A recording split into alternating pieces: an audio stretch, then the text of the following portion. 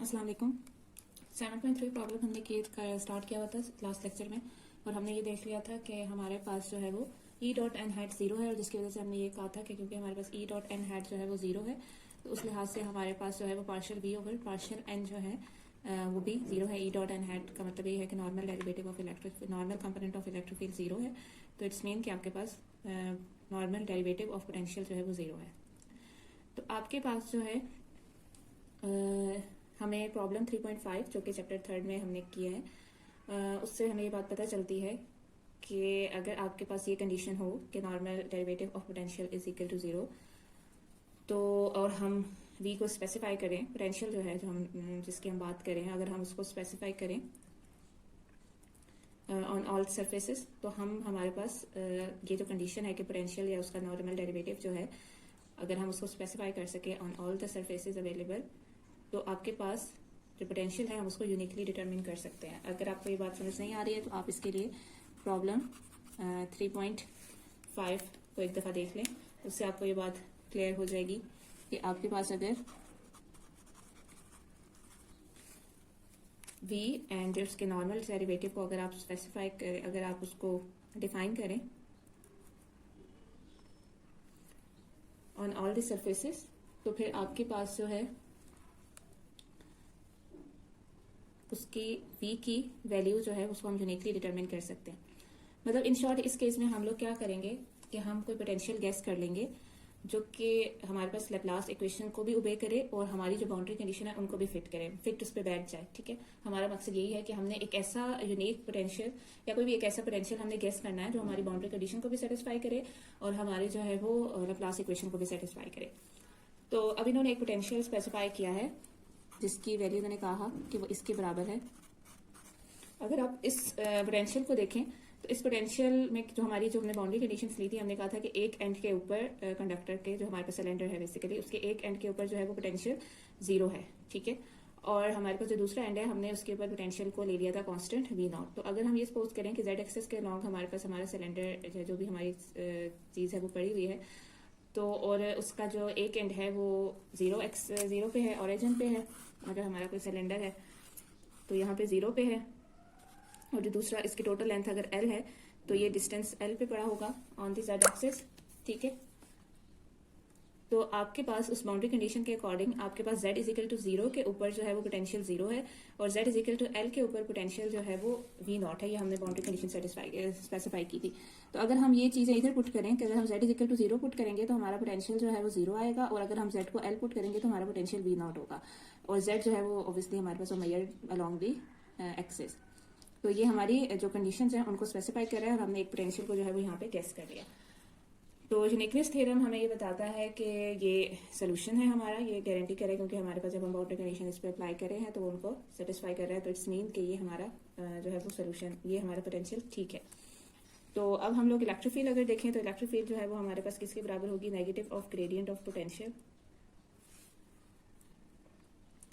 तो आपके पास ये जो पोटेंशियल आपका है इसका ग्रेडियंट ले रहे हैं, इसलिए वी नॉट ओवर एल जो है वो तो आपके पास कांस्टेंट है, तो इसका जो पोटेंशियल है वो विद रिस्पेक्ट टू जेड ही आएगा। और अगर हम इन्हें कार्टेशियन कोऑर्डिनेट्स में लें और इसका जो कंपोनेंट है वो भी जेड वाला होगा, तो ई की जो वैल्यू है वो आपके पास आ जाएगी minus V naught L z head. और ये बेसिकली आपके पास यूनिफॉर्म इलेक्ट्रिक फील्ड है। तो ये जो हमने प्रॉब्लम सॉल्व कर रहा था वो इसीलिए कर रहे थे हम कि हम ये डिटरमिन कर सकें कि हमारे पास जो है वो फील्ड जो है वो यूनिफॉर्म है, जैसे हमने 7.1 में एग्जांपल ली थी।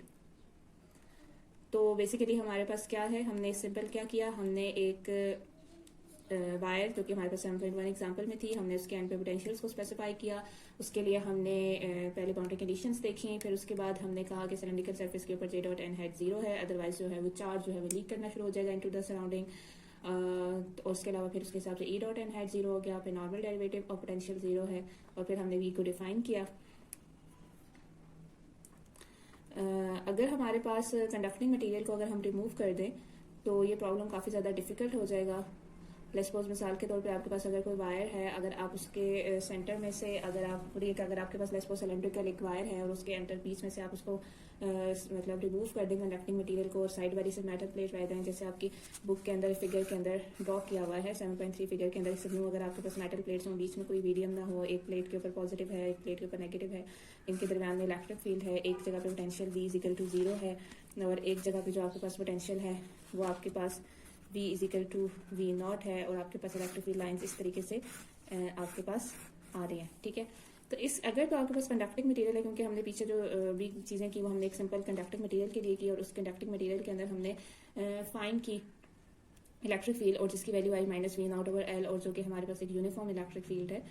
तो आपके पास मतलब उसमें कोई ग्रेडियंट या नॉन होमोजेनिटी वाली टाइप की कोई चीज़ नहीं आई है। लेकिन अगर आप बीच में से मटेरियल हटा दें और आपके पास सिंपल 2 मेटल प्लेट्स हों, जैसे यहाँ पे फिगर में शो किया गया और आपकी बुक में भी 7.3 फिगर के अंदर ये शो किया हुआ है, तो उस केस में आपके पास क्या होगा, ओके सॉरी, अगर आप रिमूव कर दें और सिर्फ आपके पास सराउंडिंग मेटल प्लेट हो जाए तो आपके पास फिर इलेक्ट्रिक फील्ड ऑब्वियसली यूनिफॉर्म नहीं होगी, ठीक है। और नॉर्मली आपके पास कंडक्टर जब मटेरियल बीच में होता है तो तब आपके पास क्या करते हैं, जो चार्जेस हैं वो आपके पास क्या करते हैं, अरेंज करते हैं अपने आप को इस तरह से over the surface of the wire, ताकि वो यूनिफॉर्म फील्ड उसके अंदर प्रोड्यूस कर सकें। लेकिन जब अगर आपके बीच में कोई मटेरियल ना हो, स्पेस खाली हो, तो फिर उस केस के अंदर आपके पास जो है वो फिर इलेक्ट्रिक फील्ड जो है वो यूनिफॉर्म नहीं रहती है, जैसे आपको इधर मेटल प्लेट्स के दरमियान में नजर भी आ रहा है।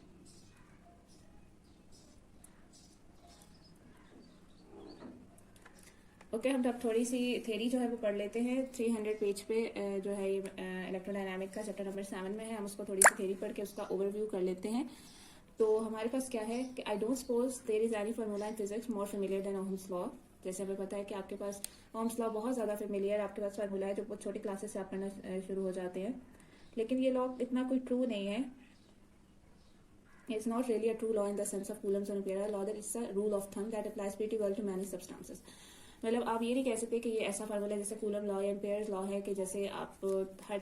एक आपके पास हर फार्मूले की कोई ना कोई, जैसे कुछ फार्मूलाज ऐसे होते हैं जो जनरल होते हैं, जो कि हर तरह की कंडीशन के ऊपर अप्लाई हो जाते हैं और वो यूनिवर्सल होते हैं, ठीक है। कुछ लॉज ऐसे होते हैं, लेकिन कुछ ऐसे होते हैं जो रूल ऑफ थंब का मतलब ये होता है कि कुछ कंडीशंस में बहुत अच्छे से अप्लाई हो जाते हैं, लेकिन ये नहीं है कि आप उनको जनरलाइज कर सकते हैं या आप उन्हें ये कह सकते हैं कि वो यूनिवर्सल है, वो हर तरह के मटीरियल पे या हर तरह की कंडीशन में उस पर अप्लाई हो सकते हैं। तो और फिर मैंने आगे भी मेंशन किया हुआ है कि आपके पास जो है वो ये आप सपोज ना करें कि अगर आप इसके ऊपर कोई नई फाइंडिंग करने की कोशिश करेंगे तो आपको उसके ऊपर कोई नोबेल प्राइज मिल जाएगा। मतलब कहने का मकसद ये है कि मतलब ये इससे बेहतर शायद इस वाली जगह पे और मजीद कोई काम हो नहीं सकता था। तो अगर आप इसको थोड़ी देर अगर आप इसके बारे में सोचना छोड़ें तो आप ये देखेंगे कि ओहम्स लॉ एवर होल्ड्स। आपके लिए ये भी बड़ा सरप्राइजिंग है कि क्या ओहम्स लॉ होल्ड करता है। तो बेसिकली आपके पास आपको पता है कि अगर कहीं चार्जेस मौजूद हैं तो उसकी वजह से कोई इलेक्ट्रिक फील्ड है, और अगर इलेक्ट्रिक फील्ड है तो वहाँ पे फिर आपके पास फोर्स है। अगर फोर्स है तो हम उसे क्यू ई कह देते हैं। क्यू जो है चार्ज होता है उस मटेरियल के ऊपर, ठीक है। तो अकॉर्डिंग टू न्यूटन्स लॉ कि अगर आपके पास फोर्स लग रही है किसी चार्ज के ऊपर तो चार्ज को एक्सेलरेट करना चाहिए। तो अगर चार्ज एक्सेलरेट कर रहे हैं तो इसका तो मतलब ये है कि rate of change of current, क्योंकि आपके पास rate of change of charge current क्या है, Q/T। तो अगर आपके पास चार्जेस एक्सेलरेट कर रहे हैं तो इसका मतलब ये है कि करंट को विद टाइम इंक्रीज करना चाहिए, लार्जर और लार्जर होना चाहिए, और जितनी देर तक आप फील्ड को ऑन रखेंगे करंट को बढ़ते रहना चाहिए। तो आपके पास जबकि ओहम्स लॉ तो हमें ये कहता है कि कांस्टेंट फील्ड जो है वो कांस्टेंट करंट प्रोवाइड करती है, और अगर करंट कांस्टेंट है तो इट्स मीन वेलोसिटी कांस्टेंट है। तो ये न्यूटन लॉ से क्या कॉन्ट्राडिक्शन नहीं हो गई कि मतलब आपके पास न्यूटन लॉ तो कह रहा है कि आपके पास करंट इंक्रीज करते रहना चाहिए, जबकि ओहम्स लॉ कह रहा है कि करंट जो है वो कांस्टेंट है। लेकिन अभी तक हम लोगों ने जो फ्रीक्वेंट कोलिजन थी इलेक्ट्रॉन के बीच में वो हमने इग्नोर किए हैं, क्योंकि इलेक्ट्रॉन जब मूव करते हैं तो वो बिल्कुल फ्रीली तो मूव नहीं कर रहे होते, वो एक दूसरे के साथ कोलाइड भी कर रहे होते हैं। तो आपके पास बिल्कुल ऐसे ही है कि आपके पास अगर आप किसी गली में से गाड़ी गुजर रहे हैं और आपके पास वहाँ पे स्टॉप के साइन भी हैं और उसके अलावा कहीं ना कहीं आपको रुकना भी पड़ता है। तो अगर आपके पास ऐसे कोई सिग्नल्स ना हो, बीच में कोई ऐसा बैरियर ना हो, कोई स्टॉप ना हो, तो फिर आपके पास जो है वो आप नॉन स्टॉप मूव करते रहें और आप जो है वो एक्सेलरेट करते रहेंगे, ऑब्वियसली आपकी जो स्पीड है गाड़ी की वो इंक्रीज करती रहेगी। तो लेकिन अगर आपके पास इस तरह से suppose you are driving down a street with a stop sign at every intersection, मतलब हर जगह पे आपको एक स्टॉप साइन मिला है, सो ऑल्दो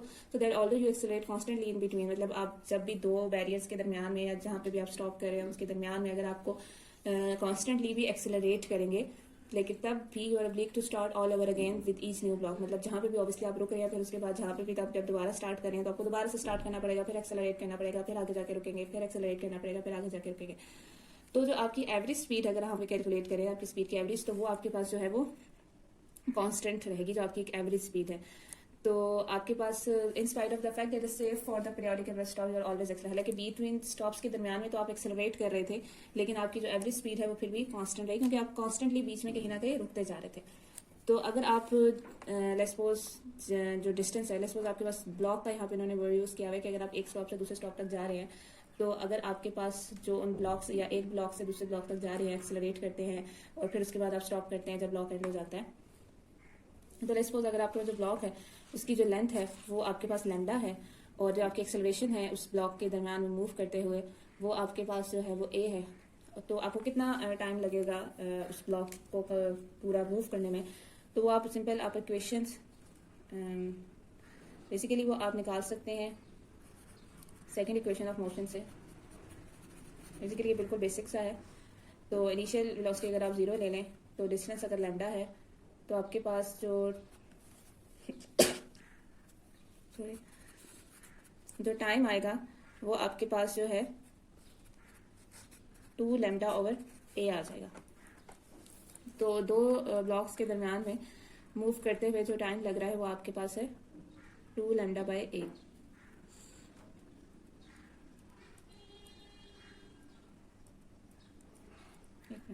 सॉरी,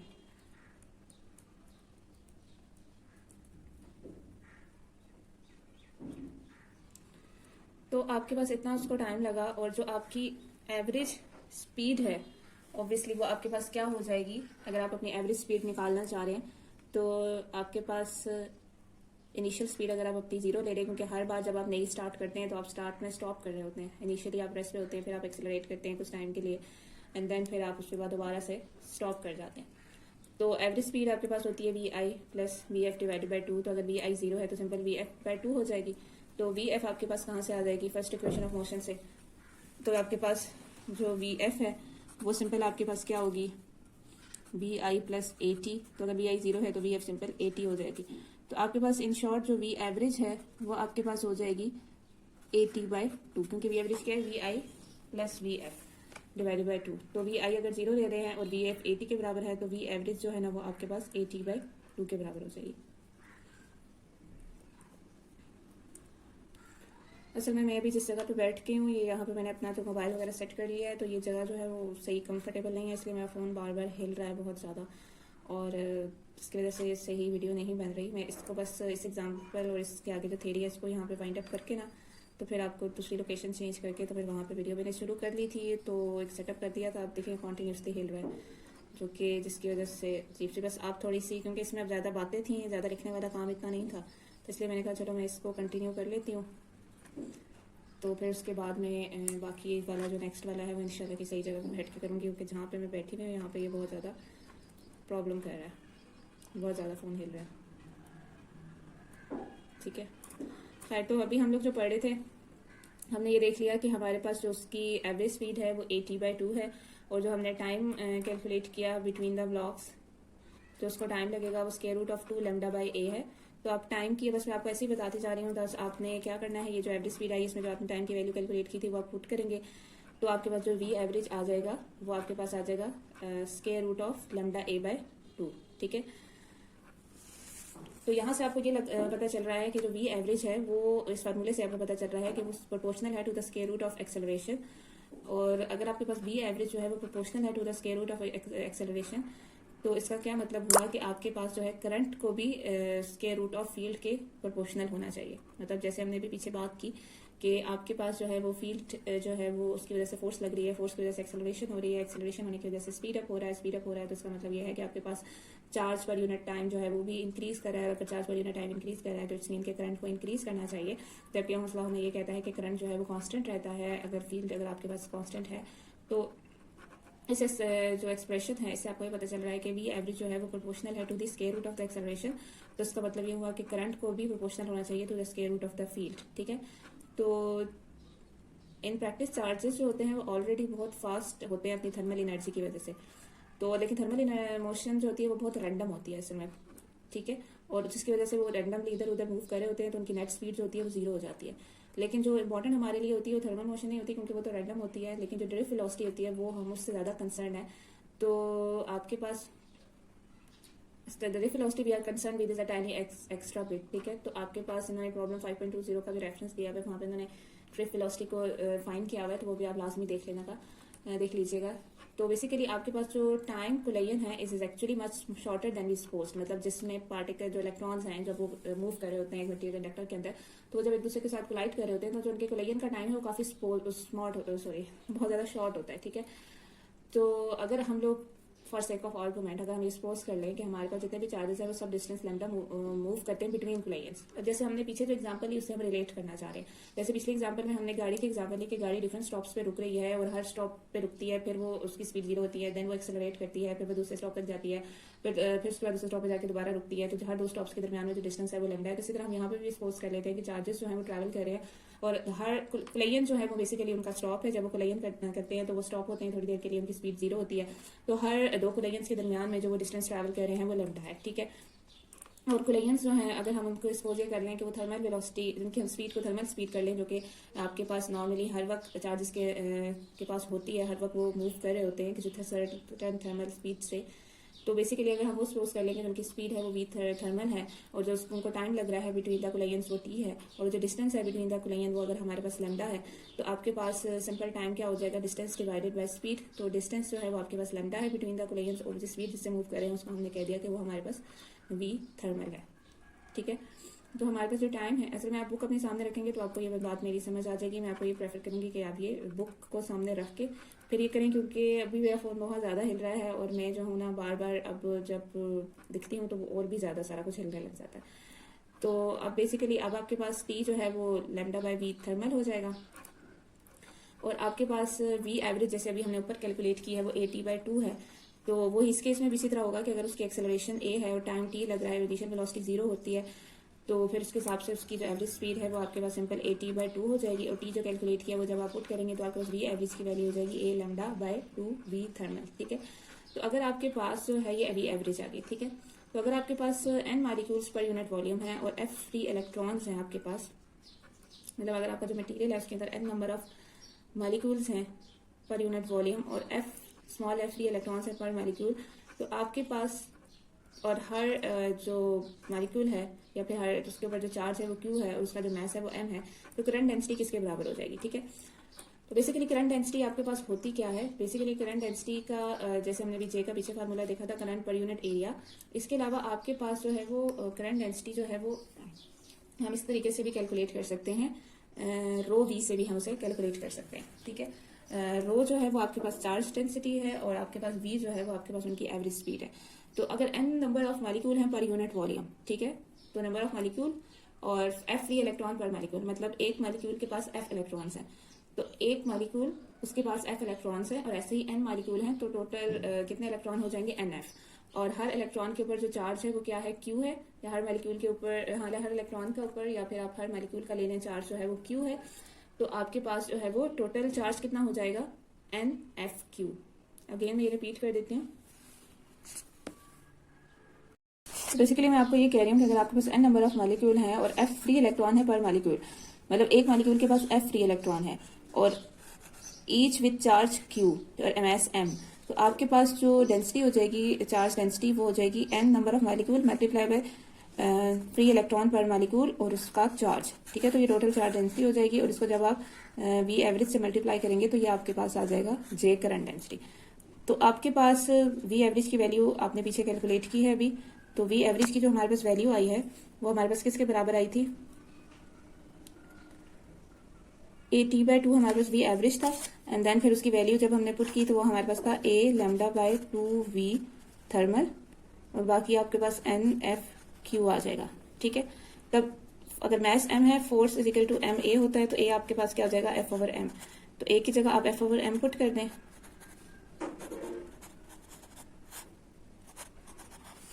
तो ये आपके पास फिर एफ जो है वो अगेन आपके पास किसके बराबर होता है, क्यू ई के। तो एफ की जगह आप क्यू ई पुट कर देंगे, तो फिर जब आप उसे रीअरेंज करेंगे सारा, तो आपके पास जे की वैल्यू आ जाएगी n f lambda q square over 2 m v thermal, और साथ यहाँ पे ई आ जाएगा। मतलब जे जो है वो डायरेक्टली प्रोपोर्शनल आ गया आपके पास ई के। ठीक है, यहाँ से हमने जो चार्जेस थे उनके लिए उनकी करंट डेंसिटी निकाल ली, जो कि हमारे पास बराबर आई है, प्रोपोर्शनल आई है टू दी इलेक्ट्रिक फील्ड। ठीक है, तो हम ये नहीं कह सकते कि जो एक ब्रैकेट के अंदर हमारे पास जो n f lambda q square over 2 m v thermal है, ये कोई एक्यूरेट फार्मूला है फॉर द कंडक्टिविटी, लेकिन ये हमें ये जरूर बता रहा है कि क्या चीजें हैं, क्या इंग्रेडिएंट हैं जो कि प्रेडिक्ट करती हैं कंडक्टिविटी, और ये हमारे पास इस पे डिपेंड करिए density of the moving charges and. और अगर आप वी थर्मल देखें तो क्योंकि वी थर्मल जो है वो आपके पास टेम्परेचर इंक्रीज करने से ज्यादा होता है, तो इसका मतलब ये है कि ये टर्म ओवरऑल जो ब्रैकेट के अंदर है ये टेम्परेचर इंक्रीज करने से डिक्रीज करेगी। ठीक है, कि करंट, इसका मतलब ये है कि जो करंट डेंसिटी है वो टेम्परेचर इंक्रीज करने से डिक्रीज करेगी, और वो हम एक्सपेक्ट भी करते हैं क्योंकि हमारे पास कोलिजन ज्यादा हो जाती हैं, तो टेम्परेचर इंक्रीज करने से ये डिक्रीज करेगी।